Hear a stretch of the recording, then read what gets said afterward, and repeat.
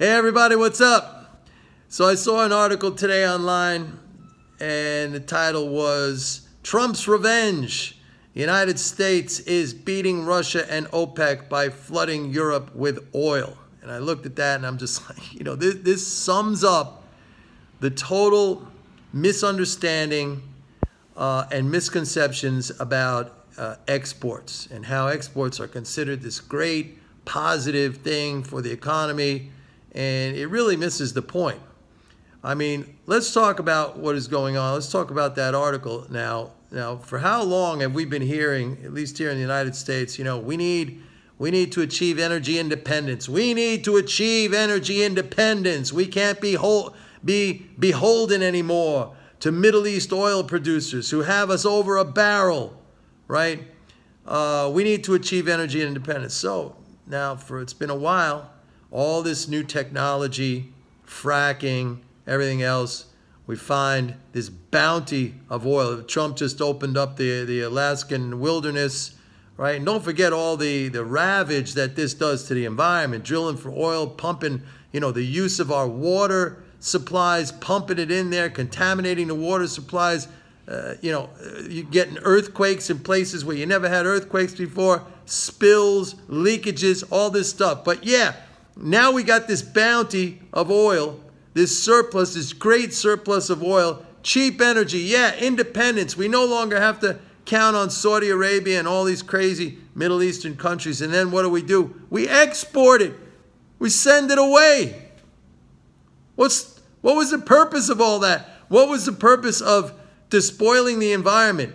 What was the purpose of all that capital investment, all that technology, all that brain power, all that labor, right? Going into a product that, yeah, we got it. Let's keep it for us. Let's have that bounty for us. That would mean cheaper gas prices for Americans. No, now what are we going to do?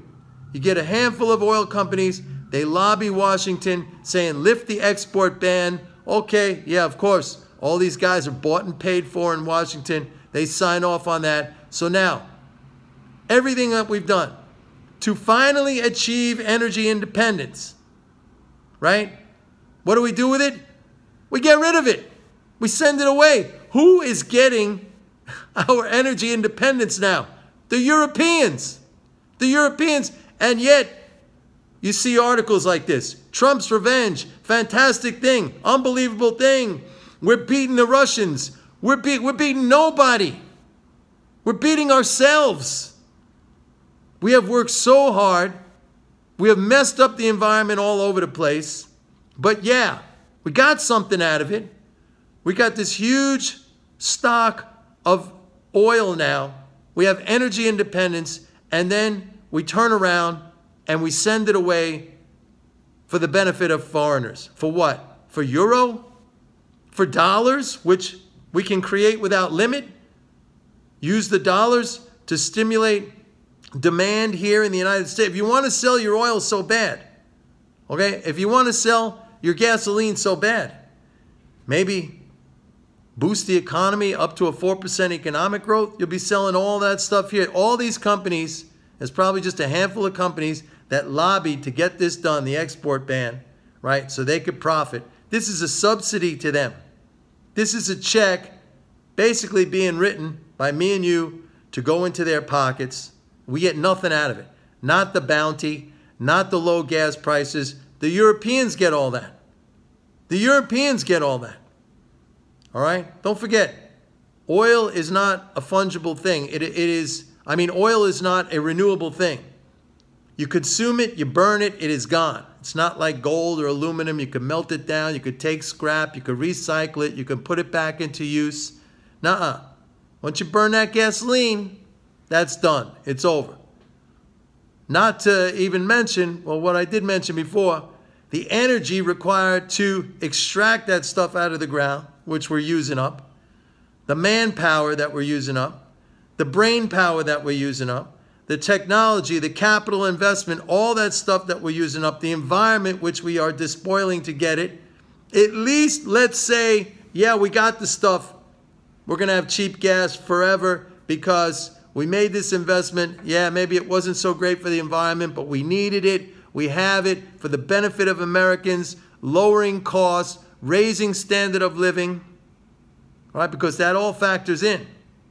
That all factors in. But no, what do? We export it. We send it away to the rest of the world, and then you get to read an article online about how this is a great thing and we're getting revenge. We're getting revenge on who? On ourselves? We're getting revenge? What kind of stupidity is going on here? By the way, and this, you should see that exports really are a cost to a society in real terms. You make stuff or you extract stuff out of the ground, valuable resources that we need to consume, not just to consume, but which define our standard of living. It defines our standard of living. What's a country without fuel, without energy, without gasoline? Or for that matter, what's a country without automobiles, without technology, without telephones, without textiles, without, all the things that we utilize and consume on a daily basis which define our standard of living? If you labor to make those things, it's not about the money you print. If you labor to make those things and then you send them away for the benefit of foreigners, you no longer have those things in your economy. So they're going to cost more. So you're raising the price on yourself. Yeah, you're employing people to do it, but you could just as easily establish an income level so that the things that we produce, we consume for our own benefit. Not you make the stuff and you send it away for the benefit of foreigners, in exchange for a foreign currency, or even in exchange for a dollar, which is ridiculous because we are the makers of the dollar. So there's really no reason for countries, especially a country like the United States with a gigantic, vast economy where everything can be produced and consumed here. There's very little reason for any country to export. And really the only reason why the rest of the world exports to the United States is because that is the only way they can acquire the dollars that they need to basically buy oil. Oil is priced in dollars. However, even that is changing right now. You must have seen it. You must have read about it. I know I've mentioned it. China and Russia now with the bilateral arrangements to China paying for oil in its currency. All right. Iran now pricing its oil in euros. Venezuela also.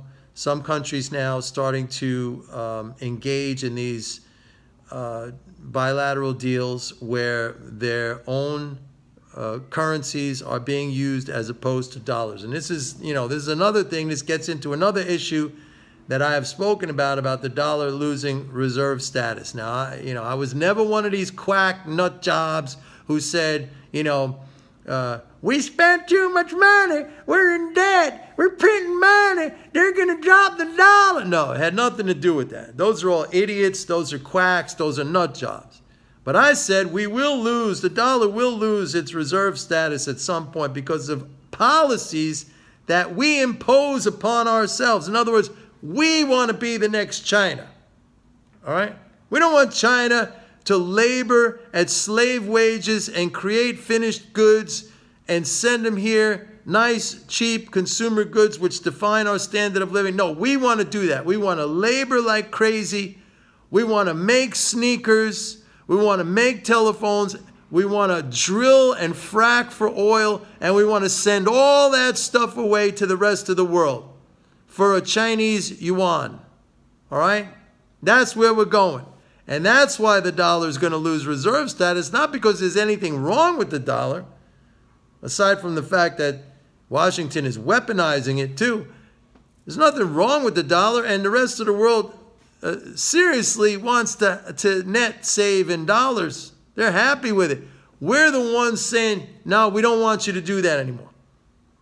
We want to be the workers who work our asses off for low wages and build finished goods, create high quality finished goods, and we want to send it and energy and want to send that away to the rest of the world. You guys have it.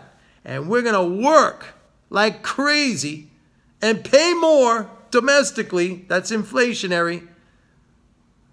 And that's why, by the way, you see rig count, oil rig count at a 3-year high, but yet inventories of crude just keep coming down. Why is that? Because all the stuff we're producing, we're just now sending more and more of that stuff away. Who comes up with these ideas, right? This is so a handful of people, a handful of corporations can benefit, and like everything else, they own the policymakers. Either that, or it's a combination. They own the policymakers, and the policymakers are dumb as hell. And they have bought into this destructive religion of a kind of economics, which is really like a religion, like a cult-like religion, which is destructive and dangerous. I've always said, a bad belief system is like a disease in the body. And if you don't eradicate the disease, what happens? It kills the body. All right, everybody. Bye-bye.